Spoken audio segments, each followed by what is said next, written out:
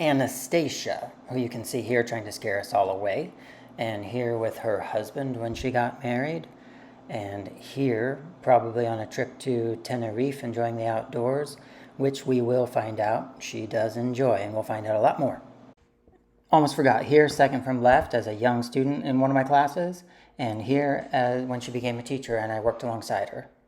So like in an English class, at the beginning when people are nervous, you have those icebreaker things. Yeah, right. And it's a good way for people to get to know each other inside the class, and the teacher gets to know the student and all that kind of stuff. So I brought this thing called table topics. I don't know if you've heard of this before. I think it sounds familiar. Yeah. Okay, well, anyway, so I'm just trying to give credit where credit's due because I'm stealing ideas from them. Sure, right. So I don't know how many questions are in this little box. It's like that. Oh, wow, that's it. I hope we're not going to go through all No, those. we're not. No, there's like 100, but I thought like maybe you'll tell me like the first divided into eighths. So you can tell me like 1 through 8. This will be number 1 over here. This is number 8 over here. I'll just grab from that section. So it'll be random. I think I'll give you like 3. This is the get to know you section. I'll give you like 3 questions from random areas. So you give me a number and I'll pull. Well, let's go for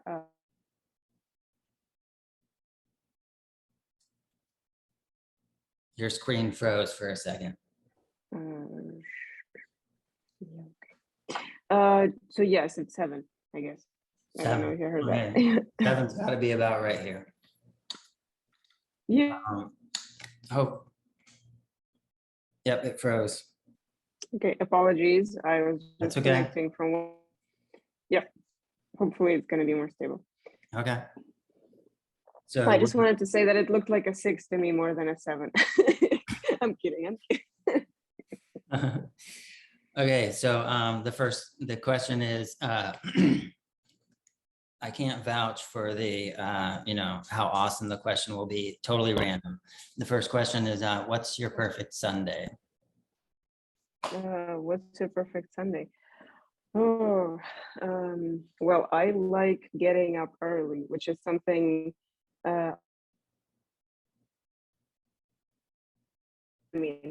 Who I can readily get up early with and go somewhere, which is why I usually just get up early and do stuff at home. Or if it's like I'm gonna make it look like I'm that person who goes for runs, because I do sometimes when it's warm. I mean, when it's like summertime, I do that regularly. So I would say waking up early, like I don't know, 7 a.m., going for a run, and then coming back when my husband is finally ready to get up, because he won't get up at 7, but he will get up when I'm back from the jog. And I don't know, like having breakfast,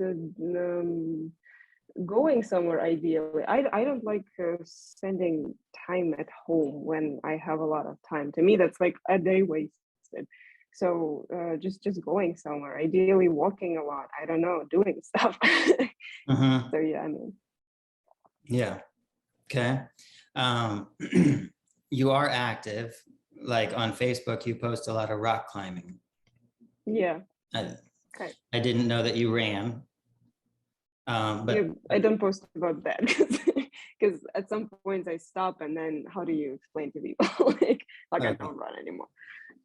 Okay. But rock climbing, you're not worried that you'll stop? No, that's a passion. That's something. No, I'm addicted to that. Yeah, that's not on a Sunday, or it might be. No, I mean it might be like ideally, but that's mostly the Saturday thing. I have a friend with whom we have a tradition of going and having breakfast on Saturday somewhere like in cafes. So we usually go to have breakfast, and then we have like a walk around wherever we are for breakfast. Then we go climbing, and then we kind of, I don't know, we meet somebody else who joins us for another bit of a walk, and then maybe we go to have dinner. So and then this way you spend like a whole day. But it's more like a Saturday. I don't know. It probably looks like probably don't like Sundays as much as Saturday, because Sundays are, I have Mondays coming after. Right, yeah. Yeah. Yeah. Are there a lot of places to climb in Kiev, or where do you normally do that? Yeah, there are a few. Actually, I'd say that Kiev is pretty advanced in what it has to offer to climbers. I mean, indoors. There are like, how many gyms are there? One, two, three, four really nice gyms, a couple or three even of gyms that I don't go to because I don't like them. They are far away. I don't know, but there are like three good ones, and you can just keep changing where you go. So, for example, if you want to go climbing 3 days a week, you don't have to go to like the same place, the whole week. So yeah, and the quality is it's really nice. And also there are places to climb when it's warm enough that are pretty close to Kiev. There are like in different directions, direction of Zhytomyr, which is like towards the western Ukraine. There are a couple places, really cool places where you can actually rock climb, like on rock. Outdoor. And then yeah, outdoor. And then there's a place to going south that's fairly close to, that's really cool. Like, I mean, the Kiev region is probably like there's in the western Ukraine, I think there are regions too where you could climb, but they are more remote in the sense that you can't like, I don't know. I mean, if you live in the western Ukraine, probably fine. But if you are going from Kiev, you have to like take a train, and then like I don't know. I haven't even been there because I don't know how to get there easily. So yeah, but yeah, in the Kiev region, there's a lot Yeah. in the way of climbing. Yeah. Okay. But I have to probably make a correction.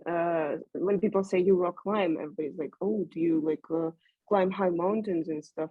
No, probably don't think that. But I just have to say that I don't even like the rock climbing as much as I do like bouldering, which is this thing when you don't have a rope and anything, you just jump off and you're free to go. Because I'm too scared of doing the proper rock climbing where you have to do lead, and like at some point you're above the last point where you have some whatever like security, and then when you fall you do kind of have a bit of a point where you are flying, and then you can hit the rock in the wrong way, and I kind of did that a couple of times, so yeah, too scared. You just have to do that more. I don't do that, and that's you don't do it, you're scared. Start doing it, you lose the fear, and it's super exciting. But yeah, you just have to force yourself to do that. So, but you're interested in that part too, because I think what I've seen you post online, it looks like bouldering. Mhm. Yeah. So lately, I've been posting from gyms, just like cool climbs and stuff. But I remember that I started from rock climbing outdoors because that's how I got into it.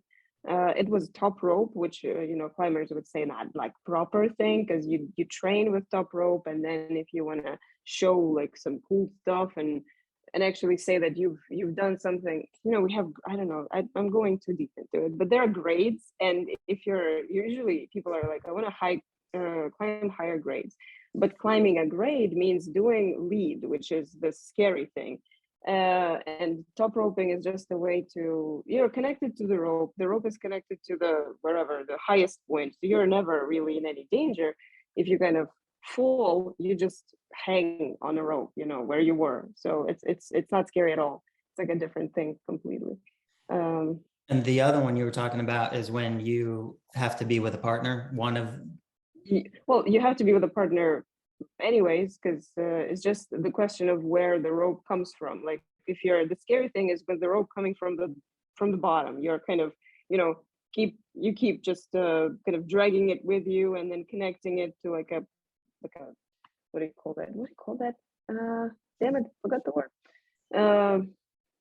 Well, they're like anchors, let's call them, okay? And you keep going up and you connect an anchor, and at this point you're like, okay, now I'm secure. Like if I fall, then I'm right here. But then obviously to connect to the next anchor, you have to go up, right? And then at some point you'll be above the last anchor. But anyways, there is a partner, because even if you're top roping, somebody has to take rope. Because if there's nobody taking the rope, it's just gonna slack, and then if you fall, you're just gonna fall to the ground. Okay. I'm sorry about that. See, when you asked me about rope, you shouldn't have done Yeah, no, that. that's fine. No, that's fine. So, but the thing is, you get higher with the rope climbing. With the climbing that involves rope, I'm confused about the Sure. top rope and the other kind of rope. But either way, when you're involved with rope, you're getting higher, Yeah. right? Yeah. Right. Yeah. And One that's that's like really the same thing, but one is kind of feels safer to me. The other one feels scarier because you just have to. okay. You don't. You don't want to fall because it just doesn't feel good. But bouldering is the thing where it's, I don't know, 2-3 meters tops.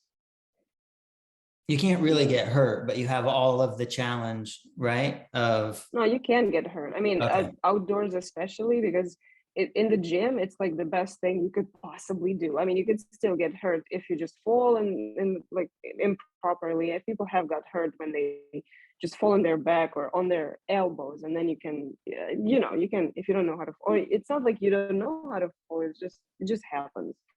That hasn't happened to me, fortunately. But if you're outdoors, then you obviously have to have some mats or something, and mats are, you have to carry them with you, and they are big, and it's not like they're not inflatable or anything. They're just, big mats. And so if you carry with you, like if you bring like 4 or 5 mats, you're probably kind of you're gonna feel more or less like secure. But so the fewer you bring, the more dangerous it is. And also there's like somebody who has to spot you, which is that person who's gonna like catch you. They're not gonna catch you, but they're gonna make sure you don't actually fall with your back on the rock or something. But to me, honestly, it feels like outdoors bouldering is more dangerous than rope climbing, because with a rope, I mean, you're on a rope.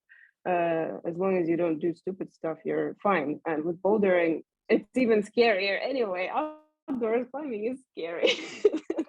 what? If I have to, summarize. Oh, sorry, what was that? It's scary anyway. Bouldering is scary anyway. You have an internet connection? Mm, Well, anything that's outdoors is scary okay, anyway.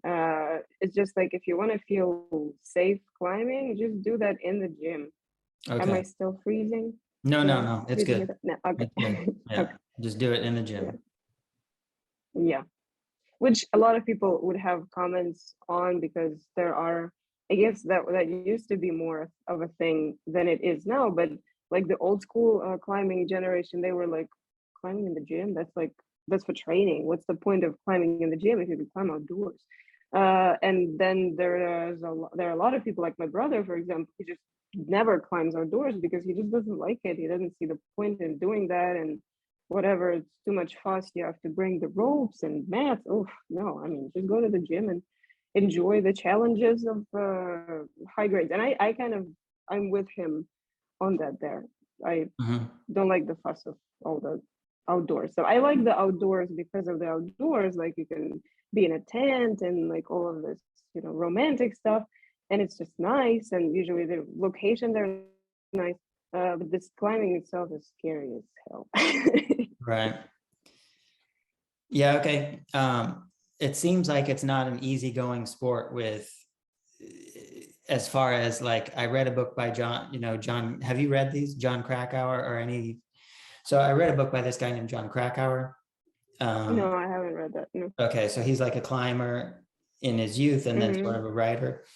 Um, but no, it seems like everything is super competitive. Like he wanted to climb. You can't just do something because it's fun, like Yeah. hiking or riding a bike, where you could just say like, I want to ride.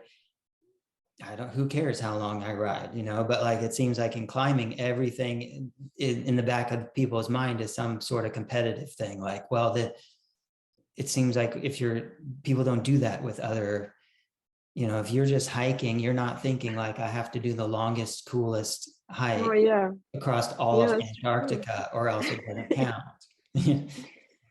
you know Well, yeah, that's true. Actually, that's true. But I guess the thing is, the reason why why it is this way, I think, is that if you climb easy stuff, I mean, easy, that's for you easy. Like if you're really, I don't know, in great shape and everything, and you have the great technique, and you've been climbing for a long time, then it's just not interesting to climb easy stuff. I mean, it really isn't, I guess, because nobody does that because you're like, okay, nothing is challenging about these moves. Why would I do that if there's nothing challenging about these moves, or there are no funky moves? I kind of understand why it's competitive, because I mean, usually it's, it's just more interesting to do the harder thing. But then, of course, it does get sometimes to that point when you just do the harder thing because you feel pressured into like everybody's climbed this whatever 7A and I haven't yet. I have to do that. And we did have a kind of, there was a situation when we were climbing outside, and it's not like, I think there was a bit of that pressure. It was like the last day of the last climbing day. We were about to head home, and one of our friends, like we were there as a group of people, and she was sort of like not sure whether to do this climb or not, and everybody was like, but no, come on, do it, like it's a 6C, you haven't done a 6C outdoors, like and she actually fell and kind of got hurt, not seriously but a little bit, and I blame myself because I was one of the people saying like, do it. So I don't say do it anymore, because that was scary. I mean, she actually fell on the ground, and it just happened so because there was too much slack, and she didn't expect that she would fall. But anyway, I would say that it was definitely because of that pressure of like trying to do the harder climbs and like tick them off, something like that. Right. But yeah, I mean, it's a sport where people get hurt, people die. Mm-hmm. Yeah. Do you get high enough where you could die? I don't think it depends on you could die being really low, close to the ground, if you just don't do the right. I mean, you could like fall and I don't know, crack your head on a little rock. So you don't have to be too high to die, really. Okay. So I don't know. I mean, if we're not talking about alpine climbing, of course, because that's a whole other story, where you can just die because you could die in the mountains, because mountains are a harsh environment and they don't forgive whatever mistakes and being reckless and all that. But that's not what I do, so I don't have anything to say about that. Really. Right. It's not cold and all that, but yeah. Okay. So what about that? Alex Honnold. Mm-hmm. So did you watch that movie, or you read about him? Yeah, of course. I think everybody in the climbing community that I'm in has watched that movie. Okay. Yeah. Yeah. So that's right. So that's not the cold environment you're talking about. That's deathly.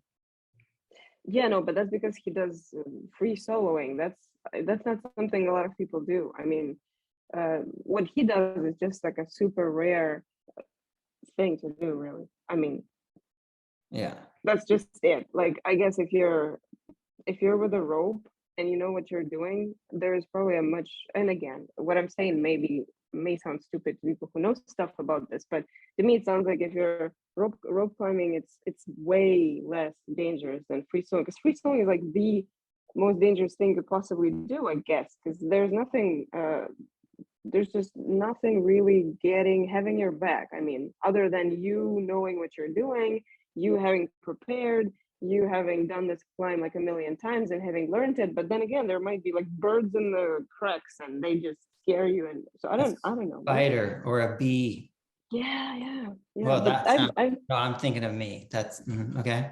Yeah, like anything really, or like the wind. There's a gust of wind. I don't know, and I don't know. To me, that sounds crazy. But then the way he said it in the movie, or no, he didn't say that in the movie, but there's a TED talk where he explains. You probably have seen that because you watched that. No, I haven't. No. There is a TED talk where he talks about how he did that, like how he did it, and what he said was that he just did it a million times, not a million, but like enough times to be so confident about every single like there were, I guess, a couple moments where he said, well, no, here I felt like I could die, but mostly he felt like it was a challenge worth taking. And also I think I've read somewhere, or maybe even I've heard from him in one of the interviews, that he has something like he has a different level of like his brain activity is different to most people in the sense where this amygdala and all these fear centers, they don't get activated as much as others do. So he may just not feel that, the freaking out that people feel just watching it.